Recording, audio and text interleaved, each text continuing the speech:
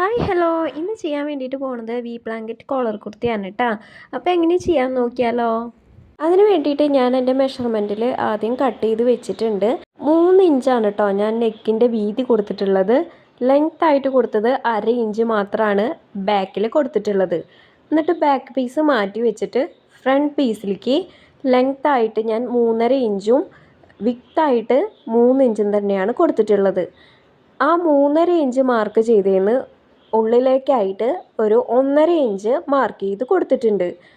പിന്നീട് ആ 3.5 ഇഞ്ചിൻ്റെ താഴ്പോട്ടും ഒരു 3 ഇഞ്ച് വരച്ചിട്ട് അത് രണ്ടും ഇങ്ങനെ ക്രോസിൽ വരച്ചു കൊടുക്കുകയാണ് ചെയ്തിട്ടുള്ളത്. അതിനുശേഷം അതിൻ്റെ താഴേക്ക് ഒരു 6 ഇഞ്ചിൽ കൂടെ മാർക്കിംഗ് കൊടുത്തിട്ടുണ്ട്. പിന്നീട് നമുക്ക് ഈ വീഡിയോയിൽ കാണുന്നത് പോലെ കട്ട് ചെയ്ത് മാറ്റാവുന്നതാണ്. ഇത്രയും കട്ട് ചെയ്തതിന് ശേഷം ആ 6 ഇഞ്ച് ലൈൻ കൊടുത്തല്ലോ, അതൊന്ന് സ്ട്രെയിറ്റ് ആയിട്ട് കട്ട് ചെയ്ത് വിടുകയാണ് വേണ്ടത്. പിന്നെ ഫ്രണ്ടിലെ ആം ഹോൾ 1/2 ഇഞ്ച് കട്ട് ചെയ്ത് മാറ്റിയിട്ടുണ്ട് കേട്ടോ. ക്യാൻവാസ് പേപ്പർ എടുത്തിട്ട് ഞാനൊന്ന് ഫോൾഡ് ചെയ്ത് വെച്ചിട്ടുണ്ട്. ടോപ്പ് എടുക്കുക, ടോപ്പ് എടുത്തിട്ട് നെക്കിൻ്റെ ഭാഗം വെച്ച് കൊടുക്കുക.